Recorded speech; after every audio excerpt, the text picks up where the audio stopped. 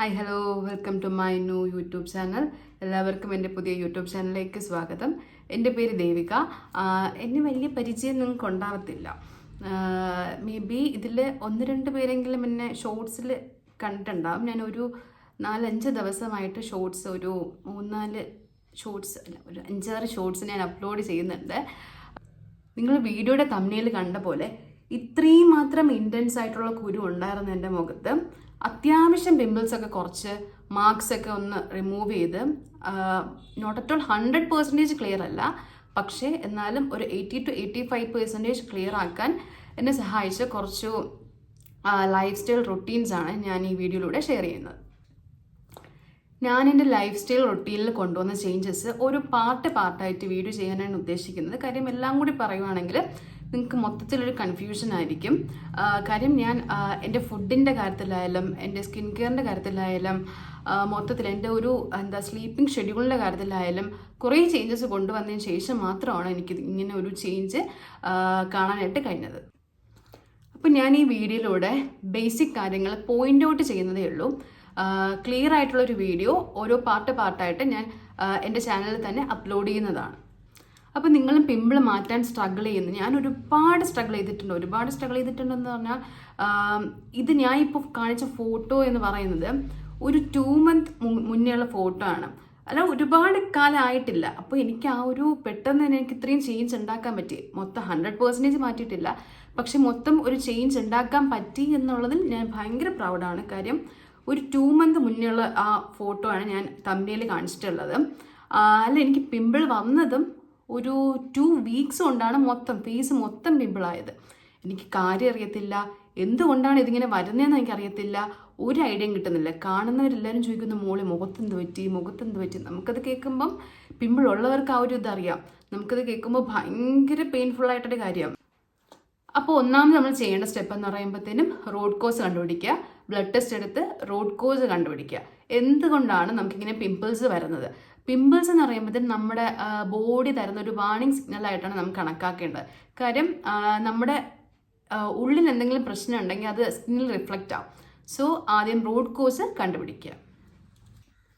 Blood test ഒക്കെ എടുത്ത് എല്ലാ ബ്ലഡ് ടെസ്റ്റും നോർമലാണ്, ഓക്കെ ആണ് എന്നുണ്ടെങ്കിൽ എന്ത് ചെയ്യുക, നമ്മുടെ സ്കിൻ കെയറിൽ കുറച്ച് ശ്രദ്ധിച്ച് നമ്മളെ ഫുഡിങ്ങിലും കുറച്ച് ശ്രദ്ധിക്കുവാണെങ്കിൽ നമുക്കത് ഒരു പരിധി വരെ നമുക്ക് കൺട്രോളിൽ നിർത്താനായിട്ട് പറ്റും.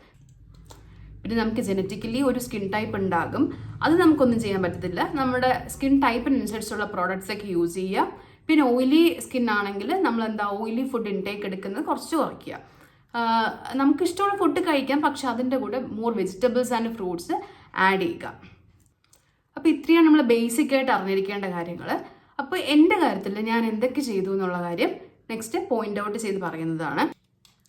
ഒന്നാമത്തെ ഫാക്ടർ എന്ന് പറയുമ്പോഴത്തേനും ഡയറ്റാണ്.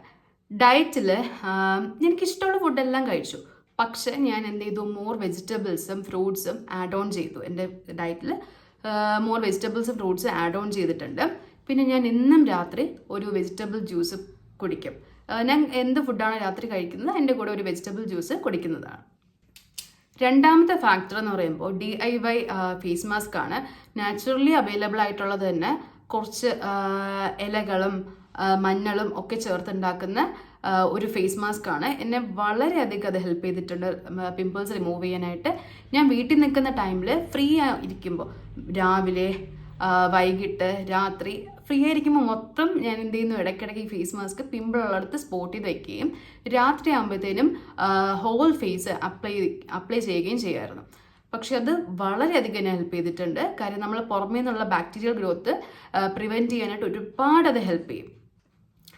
മൂന്നാമത്തെ ഫാക്ടർ എന്ന് പറയുമ്പോഴത്തേനും ഞാൻ പണ്ട് തൊട്ട് നമ്മൾ ഈ മുടി വളരാനായിട്ട് ആഴ്ചയിൽ 2-3 ദിവസം കുളിക്കുക എന്നൊരു നമ്മളൊരു ഇത് കേട്ട് വന്നിട്ടുണ്ടല്ലോ സ്കീം. അപ്പോൾ അത് ഫോളോ ചെയ്തുകൊണ്ടിരുന്ന ഒരാളായിരുന്നു. അപ്പോൾ എനിക്ക് അത്യാവശ്യം ഡാൻഡ്രഫ് ഉണ്ടായിരുന്നു.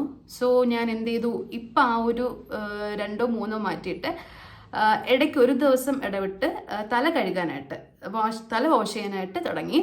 ആൻഡ് അതിൻ്റെ കൂടെ തന്നെ ഡാൻഡ്രഫിൻ്റെ ഷാമ്പൂവും ഇൻക്ലൂഡ് ചെയ്തു. And the last and final factor എന്ന് പറയുമ്പോഴത്തേനും ബേസിക് സ്കിൻ കെയർ.